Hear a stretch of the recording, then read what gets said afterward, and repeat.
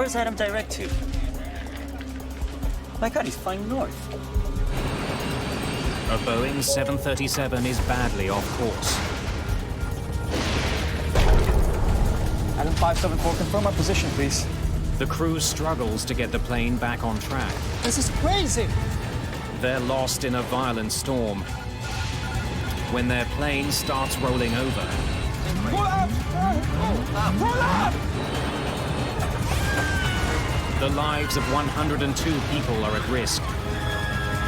Adam 574, Yujong control. Then, mysteriously, Adam Air Flight 574 disappears without a trace.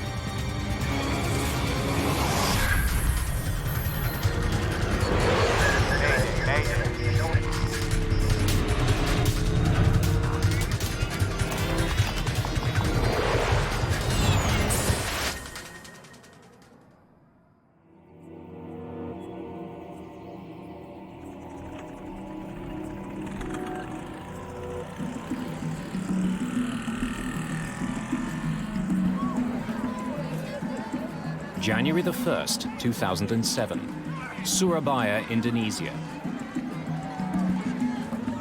It's New Year's Day. There are celebrations throughout the country.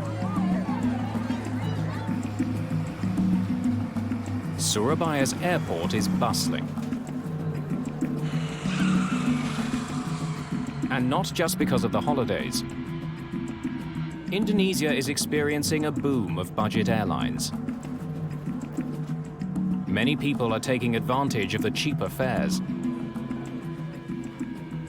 For the average Indonesian, it meant that the explosion of low-cost carriers made it much more possible to actually get on a plane and fly.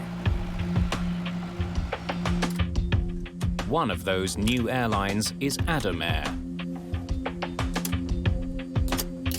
Good afternoon, departure. This is Adam 574. Adam 574, this is ground control. Go ahead. Adam Air was successful because it provided a fresh image to the industry. I mean, they came in with, bright colors. Their airplanes were painted in fantastic orange. The crew was in a flashy uniform. They had everything right going for them.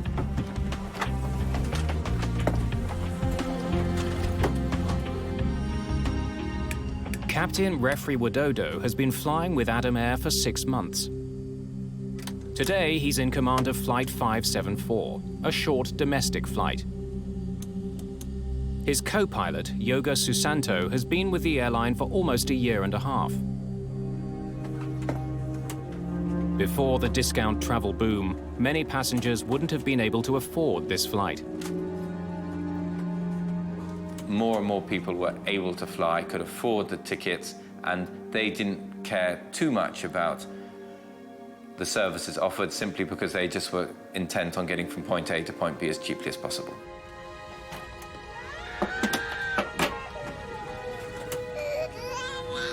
There are 96 passengers and 6 crew members on today's flight.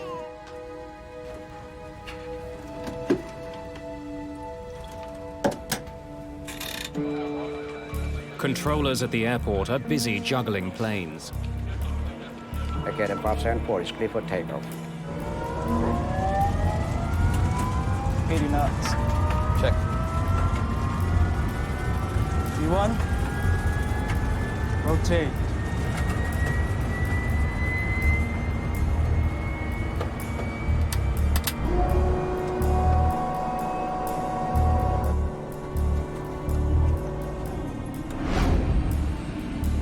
Today's flight is a routine 2-hour hop. From Suribaya on the island of Java to Manado on the island of Sulawesi, almost 1,700 kilometers northeast. It's the beginning of the rainy season. Weather is unpredictable. Forecasters are expecting fierce storms. Captain Widodo is aware that there may be bad weather ahead. Turn right direct to Fando and climb to flight level 330.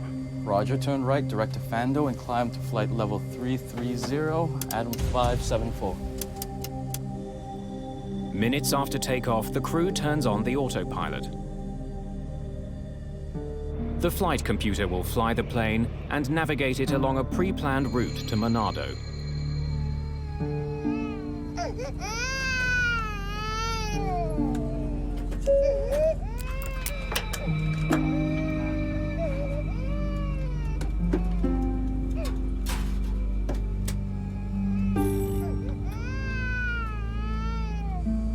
Now passing flight level 220, climbing to flight level 330. Roger, Adam 574, track direct to Diola. Confirmed. Tracking direct to Diola, Adam 574. 22,000 feet below, air traffic controllers track the flight's progress on radar and confirm that it's on course. The plane is beginning to experience some turbulence.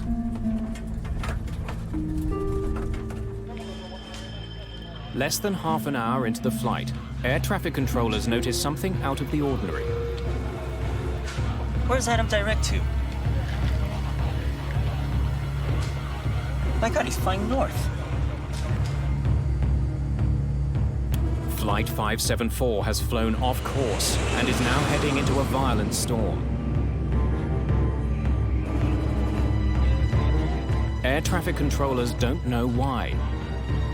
Yes. On board the plane, the pilots try to understand how far they have drifted off course. The IRS. 28 is the difference. And try to fix the problem with the computerized system that handles navigation.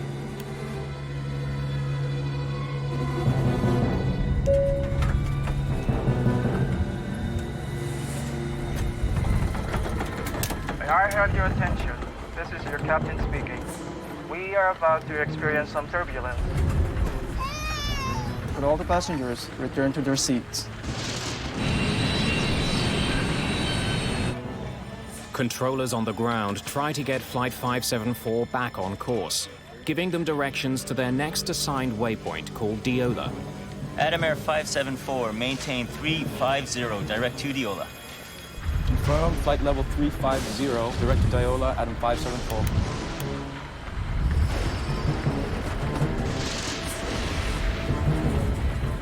But to get there, Flight 574 must pass through a severe storm.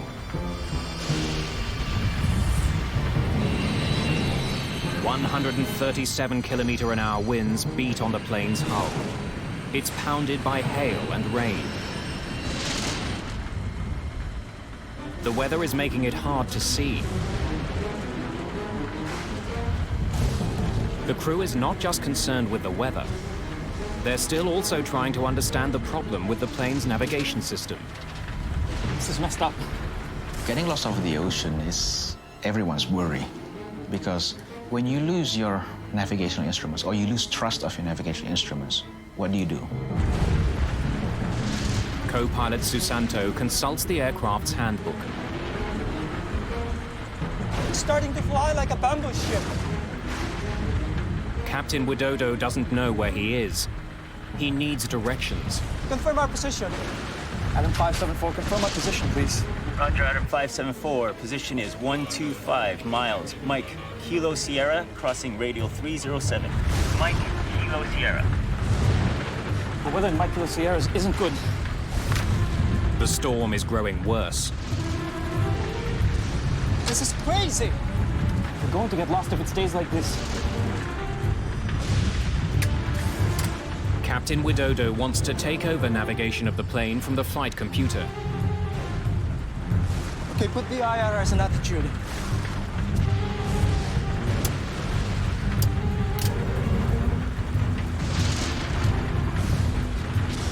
But suddenly, a warning. The autopilot has disengaged completely. Then many of Susanto's computerized instruments go blank.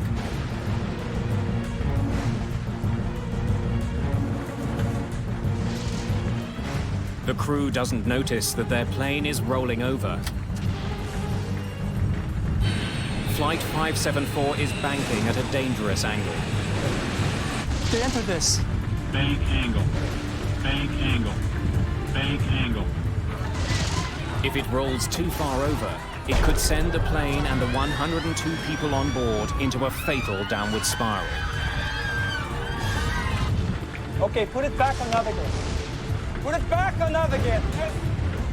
Put it on nav again. Captain Widodo wants to re-engage the flight computer's navigation system. The plane is still rolling, and now its nose has started to point downward. Another alarm tells the pilots that they are entering a steep descent. Don't turn it! This is our heading!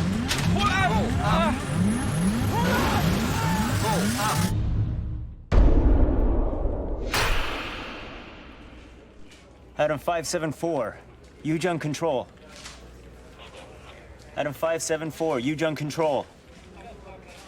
Adam 574, radar service terminated. Please contact Yujun Control at 128.1. Inexplicably, Flight 574 has disappeared. News of Adam Air Flight 574's disappearance spreads quickly. The Indonesian government starts mobilizing search and rescue teams to find it. First Air Marshal Edi Suyanto will coordinate the search and rescue. Pada tanggal 1 Januari 2007. On the 1st of January 2007, I received a verbal notification from the Vice Assistant Operation Head of Air Force that Adam Air had not landed in Manado. Belum mendarat di Manado. Indonesia's National Transportation Safety Committee, or NTSC, is also notified. The NTSC is responsible for finding out what went wrong in any plane crash. Franz Wieners is in charge of investigating Adam Air 574. The first steps that we take when there was an accident or serious incident, we will find all the resources that we have and get the team together before we dispatch to the area. Working with air traffic control, the searchers try to pinpoint the last recorded location of Flight 574. Mendapatkan laporan juga bahwa I received the report that Adam Air was lost from the radar in the Majin Sea. Laut Majeni. The plane was last detected by radar as it was crossing the sea, about halfway through its intended journey. Okay, so right around here.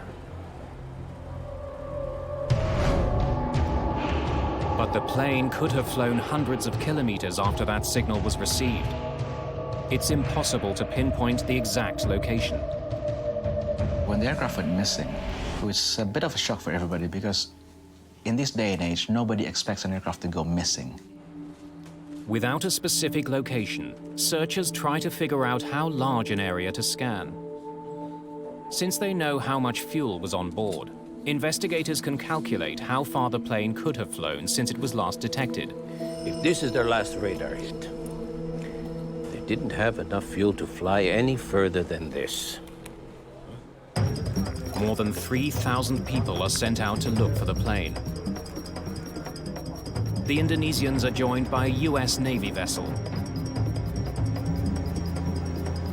But the area they have to search is the size of Ireland. The teams don't even know whether to look on land or on water. And as long as there was no definitive word, hope remained. 12 hours pass without any confirmed sightings. And then friends and relatives' hopes are raised with news that survivors have been found.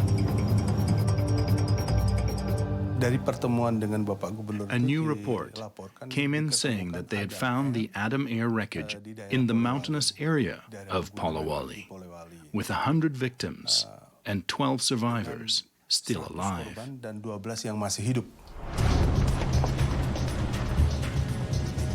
Rescue teams hurry to the island of Sulawesi, hoping to return survivors to their families. They also hope to discover what went wrong on board the plane. When news broke that some people might have survived the crash, the already incredibly stressed and emotional families of the survivors thought, whoa, maybe there is a chance. Maybe my wife, cousin, husband, brother has survived.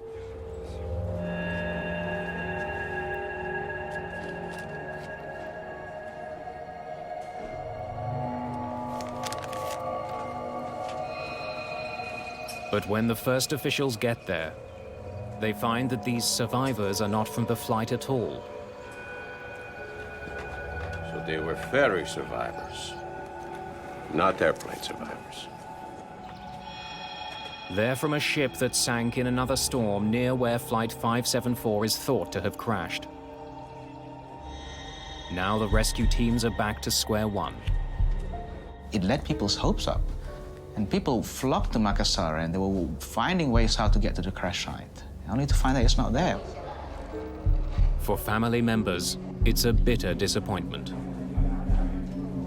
Sebetulnya kita malu. We were ashamed because the information was already spread all over before we verified it. Our government was embarrassed that we publicized that information.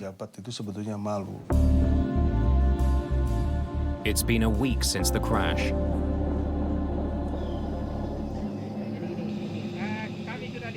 With each passing day, the chance of finding any survivors grows smaller. There was still no clear picture of exactly where the plane had crashed and how it had gone down and why it had gone down. Wieners needs to locate the wreckage as soon as possible.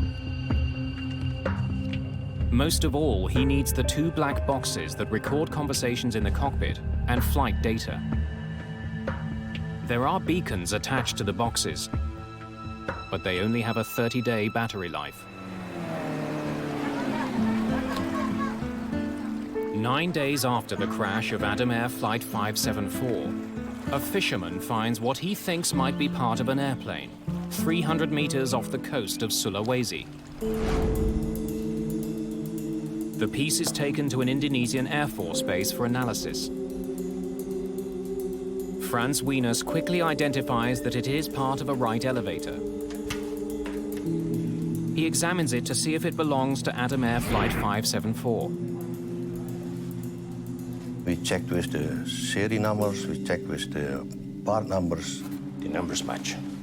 So we are definitely sure that it is from the aircraft. The finding confirms that Flight 574 crashed at sea. The team can now narrow down its search to the area where the elevator was found. Since the accident involves an American-made plane, the U.S. National Transportation Safety Board joins the investigation. And they send structural engineer Clint Cruikshanks to Indonesia. We started working with the NTSC to look at radar data, air traffic transmissions, weather data, trying to bring all that information together to find the airplane.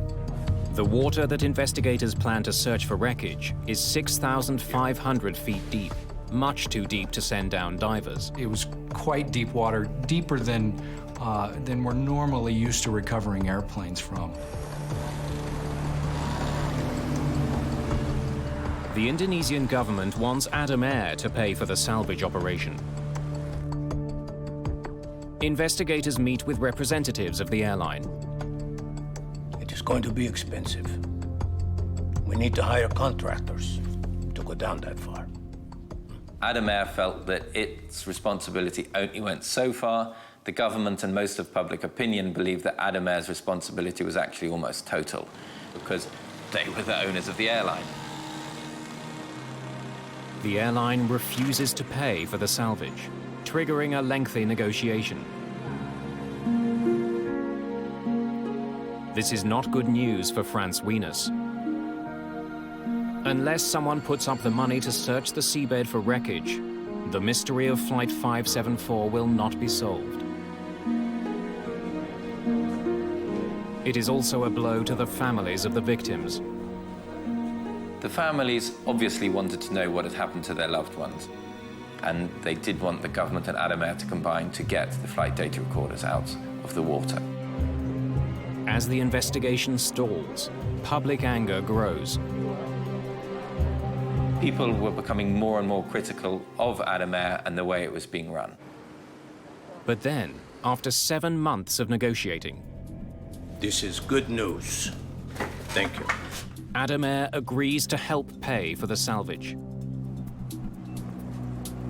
Phoenix International, an American company specializing in deep-water salvage, starts the operation on August the 24th.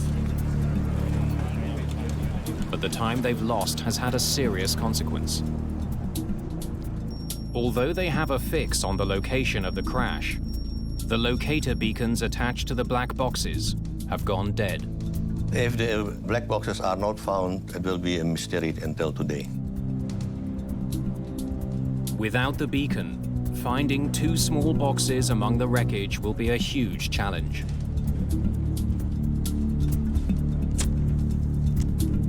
To make matters worse, Adam Air has only put up enough money for 1 week of searching.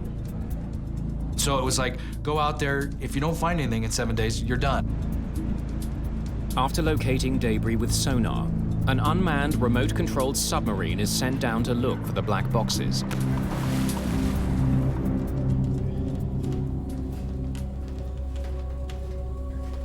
All right, how we doing?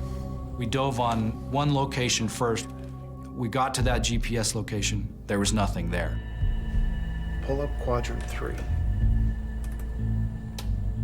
So we sat down and decided we'd do a grid search about that point. And so we did a very methodical search. Okay, 3 degrees. All right. Slow, slow.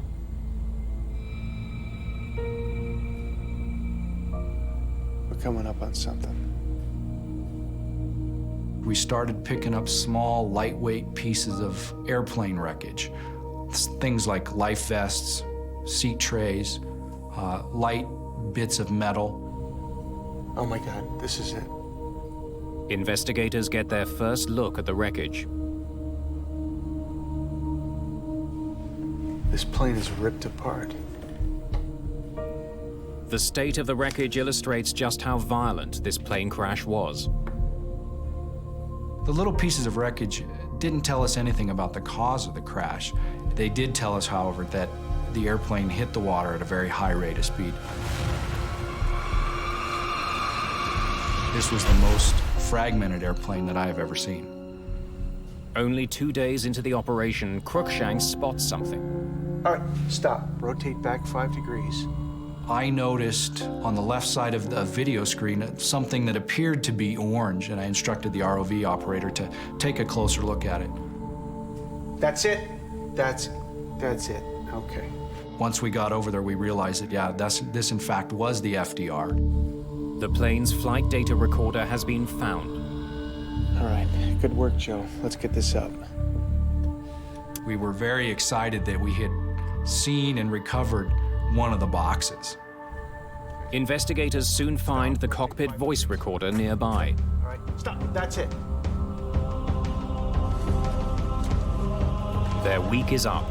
The salvage operation is over. Investigators now hope that they have all the clues they need to solve this accident. The black boxes is the only source for the evidence that we have, because we don't have the wreckage, we don't have the witnesses. But the boxes have been lying on the bottom of the sea for almost 8 months. They could be damaged beyond repair. They may not yield any information at all.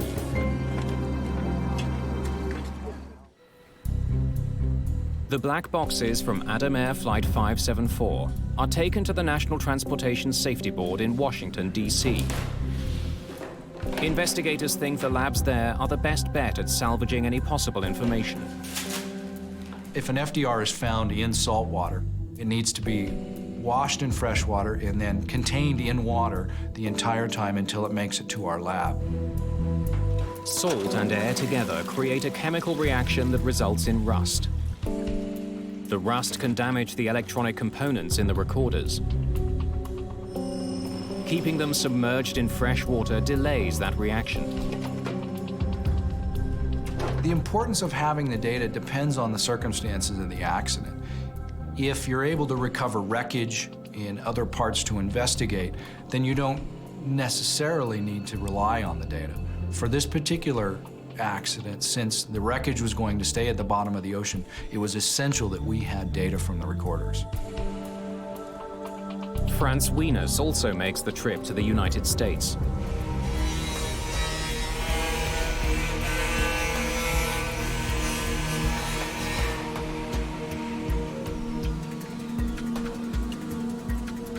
The FDR and the CVR, when they were recovered from the bottom of the sea, the cases were actually 50 or 60% damage.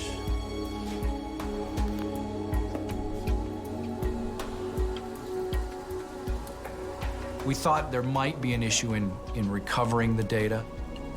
It wasn't as damaged as many others we've seen, so we were fairly confident if there was data recorded, we would be able to get the data off of it. Technicians begin the painstaking process of retrieving the information. The job is a multinational effort. The Australian Transport Safety Bureau was requested to assist.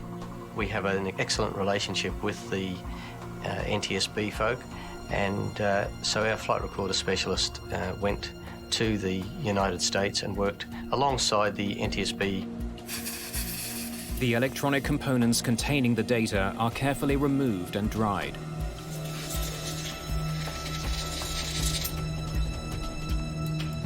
Then the information is uploaded onto a computer.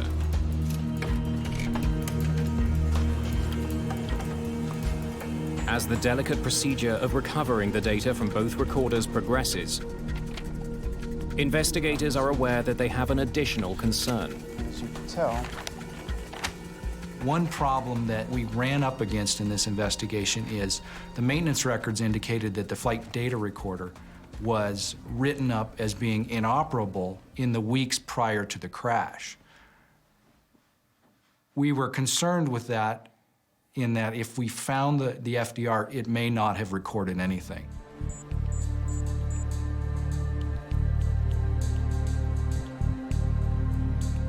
Investigators keep their fingers crossed.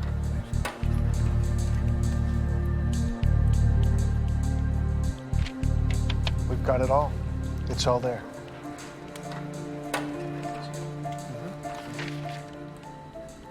I was confident once we found out that we had 100% of the data that we would be able to solve this accident. The two black boxes provide investigators with the first solid clues about why Flight 574 fell from the sky. Good afternoon, departure. This is Adam 574, now passing. Flight level 220, climbing to flight level 330. Roger, Adam 574, track direct to Diola. Confirmed, tracking direct to Diola, Adam 574. The conversation in the cockpit tells investigators that the crew knew that the plane's navigation system was sending them off course. The IRS. 28 is the difference. They're drifting. And that they were preoccupied with fixing that problem. This is messed up. Where's Adam direct to? My God, he's flying north.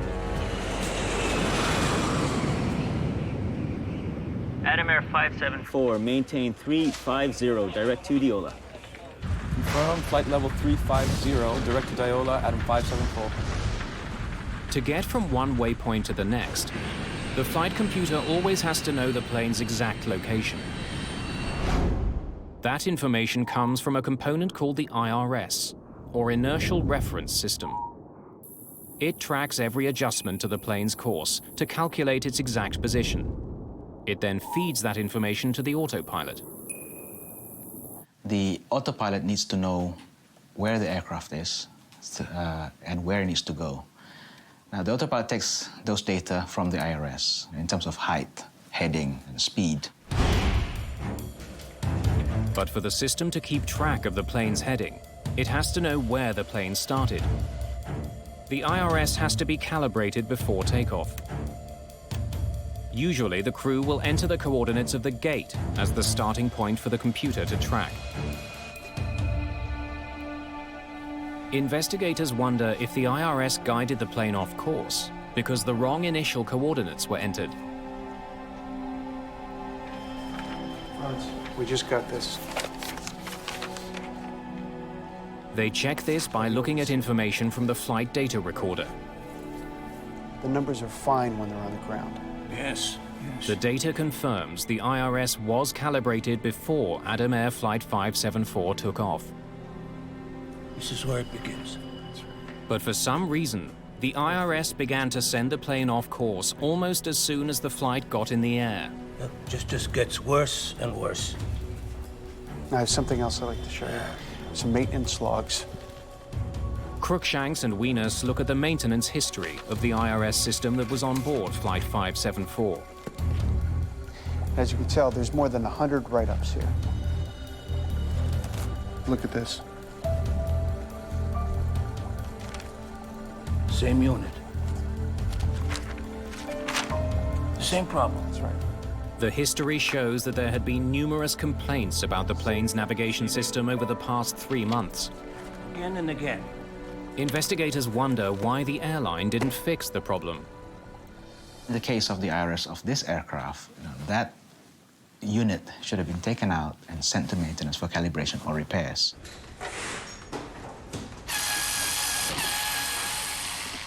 Investigators discover that when pilots complained about a faulty IRS unit, the airline didn't fix it properly.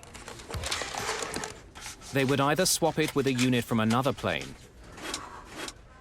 or often they would only do a basic cleaning of the malfunctioning unit.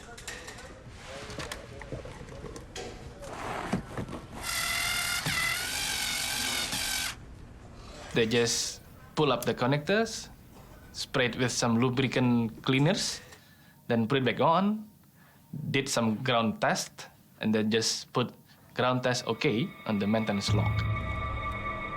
Since the IRS is such a vital piece of equipment, this is contrary to all recommended repair policies. Investigators listen to the cockpit voice recorder, hoping to discover how the malfunctioning IRS contributed to the crash. This is crazy! We're going to get lost if it stays like this. Don't turn it! This is our heading! But nothing they hear leads them to believe that an IRS malfunction alone could have caused the plane to crash. If you have a failure in one system of the airplane, it shouldn't cause an accident. Investigators now wonder if the severe storm Flight 574 flew into somehow played a role in this crash. This is messed up. This is really messed up. It's starting to fly like a bamboo ship. Confirm our position. Weather is a well-known cause of airline accidents. It can wreak havoc with the airplane and disorient pilots.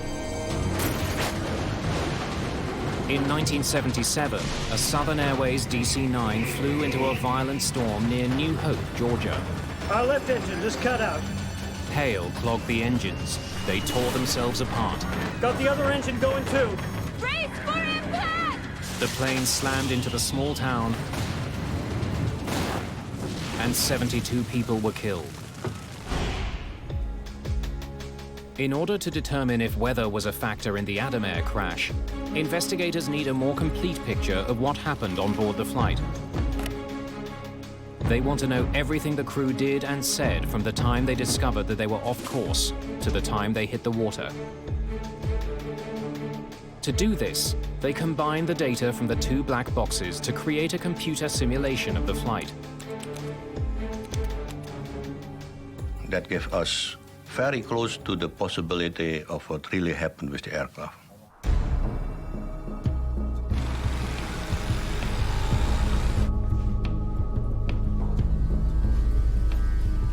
Investigators return to Jakarta to study the simulation.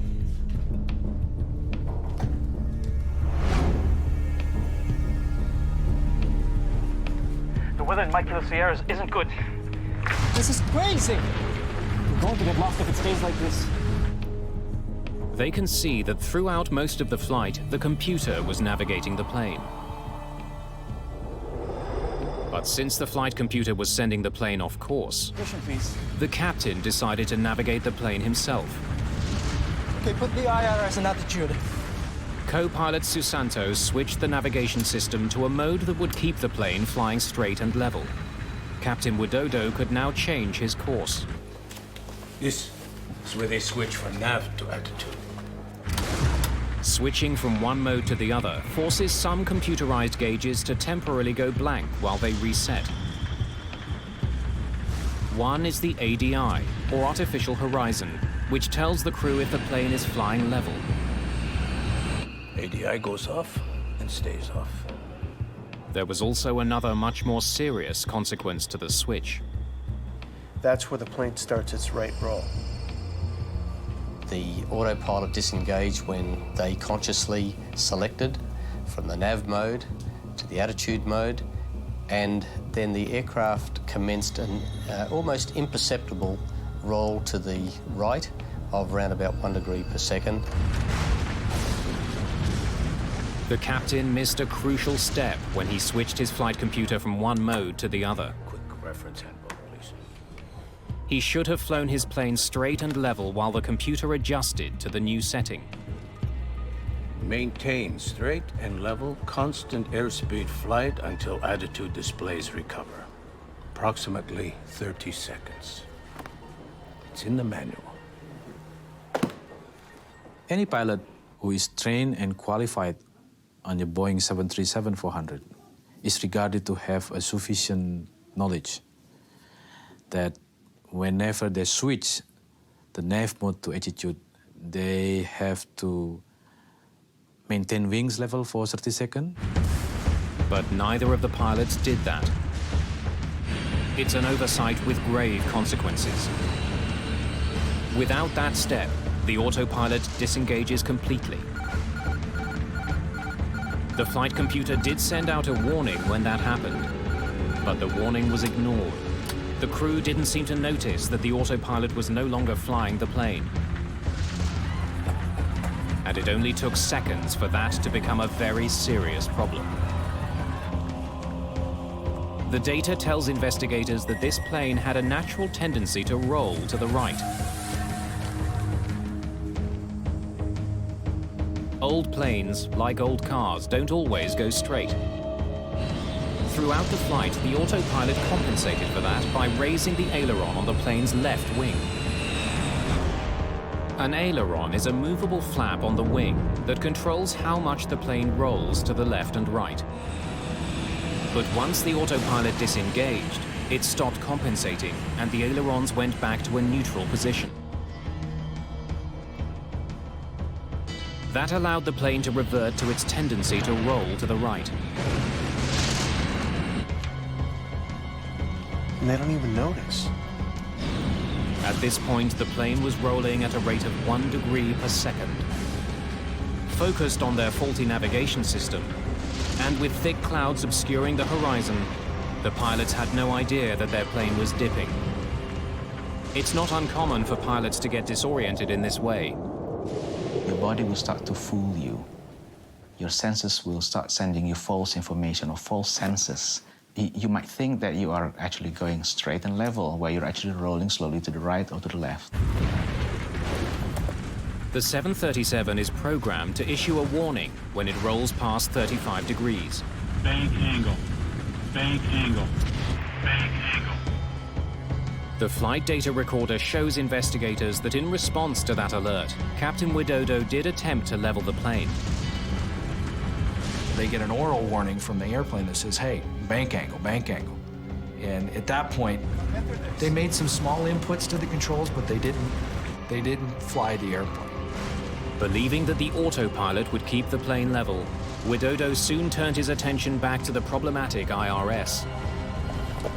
When the pilot engrossed the troubleshooting of the IRS, their ability to pay attention for the other tasks is reduced. Further, these IRS anomalies has become the only priority at the moment. Usually you would say one pilot deals with the system issue, the other pilot flies the airplane. They were both dealing with this system issue and totally focused on the issue, so they never saw what was happening. This is not the first accident involving what we would call spatial disorientation. It was almost 3 years earlier to the day that another flight, Flash Airlines 604, taking off over the Red Sea, had a similar fate. See what the aircraft just did? Distracted by a malfunctioning component in the cockpit, the captain may have become disoriented. Autopilot! Autopilot! Like the Adam Air flight, the captain's attention was focused on his flight computer. And like the Adam Air flight, his plane began rolling dangerously to the right. Investigators concluded that without any external references, the captain simply couldn't tell that his plane was falling from the sky.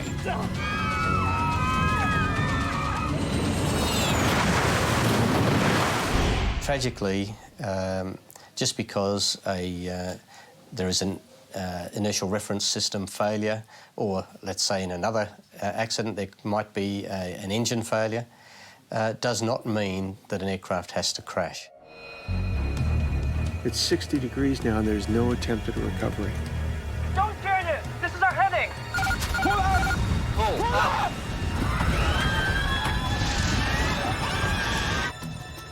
Investigators can see that when Captain Widodo does take action, he makes the situation much worse.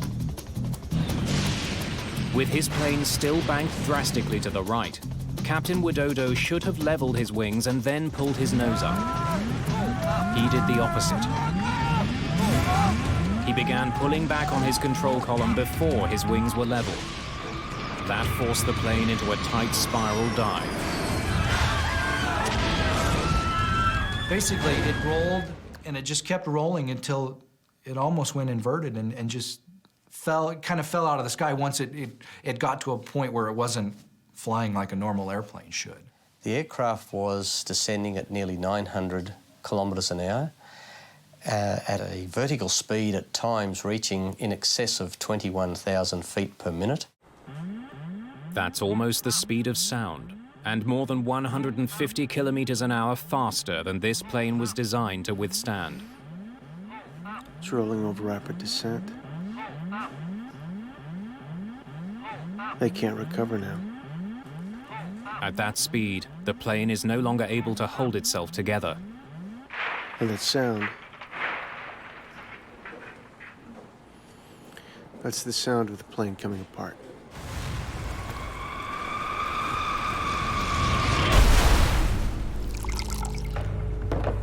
The black boxes have revealed how Flight 574 crashed.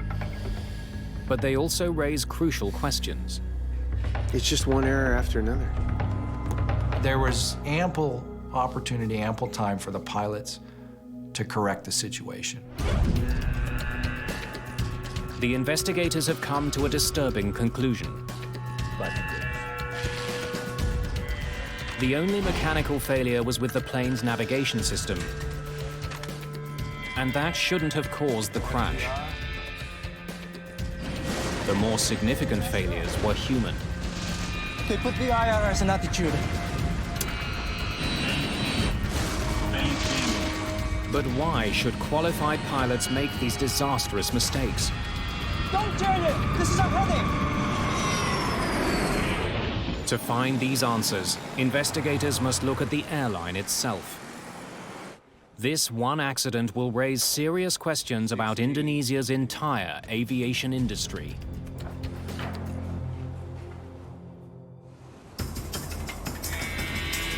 Investigators turned their attention from the actions of the pilots on Flight 574 to the airline that employed them, Adam Air.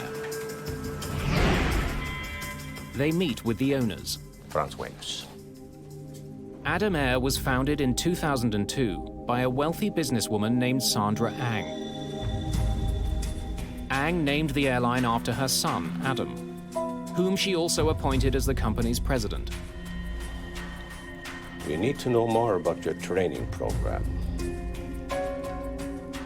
The investigators interview Adam Air pilots.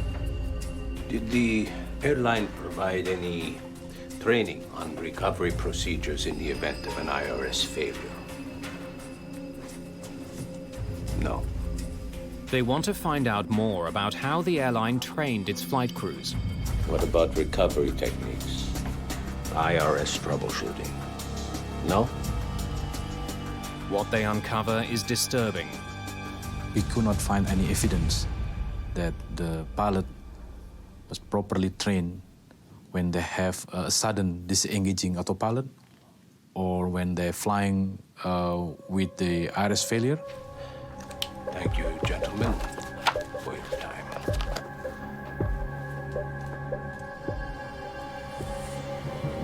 As they dig deeper, investigators find an airline plagued with safety issues.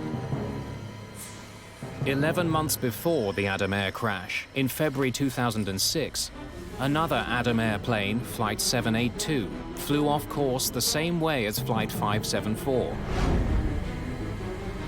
That crew was also getting faulty navigation data. But they couldn't even reach controllers on the radio. They couldn't get directions. They were badly lost for 3 hours. The crew was trying to find where they were. The ATC was trying to find where they were. And they were over the water. Like Flight 574, they had a malfunctioning IRS. In the end, the plane landed almost 500 kilometers south of where it should have been. They just continued until they found an island. And it had an airport in it, and they said, okay, we have to land there, otherwise we don't know where we're going to go. And they landed, and they didn't know exactly where they were until they landed. 6 months after Flight 574, the European Commission banned all Indonesian airlines from flying to Europe. That sent a very strong message to the whole world that we, the European Union, believe that all Indonesian airlines are unsafe and you should not fly on them. Then in March 2008, there's another accident involving Adam Air, this time in the city of Batam. And the airplane slewed off the runway, came to rest on the side. The evacuation was a bit strange. Nose lights were deployed, and that was a final accident. And after that, I think everybody said, enough's enough, you know. People who did care, people who were wanting to shake up the industry and reform it and improve it, were horrified that the situation had been so bad within Adam Air and that the authorities had allowed such a situation to continue and deteriorate. Immediately after the crash in Batam, the Indonesian government suspended and then ultimately revoked Adam Air's license to operate. It is also apparent that Adam Air isn't the only Indonesian airline with problems. Prior to the Adam Air crash, Indonesia experienced a bad crash about every year to 18 months. Many of those accidents involved the discount carriers that the government had allowed to thrive. More than 50 such airlines were in operation at the time of the Adam Air crash. The problem, though, was that this expansion occurred in a way that was not properly monitored, not properly regulated by the government. Thousands and thousands of people are being employed to work for airlines when they just don't have the experience to do so and are not being adequately trained, as the investigation report into the Adam Air crash demonstrated. Indonesia's poor safety record forces the government to take steps to improve airline safety throughout the country. It begins rating airlines on safety and grounds those that don't comply. There have been fewer fatal incidents since the reforms. But a year and a half after it was put in place, the European Union's ban on Indonesian airlines was still in effect. Those familiar with Indonesian aviation think the reforms could go even further. So that we have no more Adam Airs, we have no more companies that cut costs too much and gives all these extra risks to the public, because that's not what the public should receive. The public should receive a reliable and safe means of air transportation.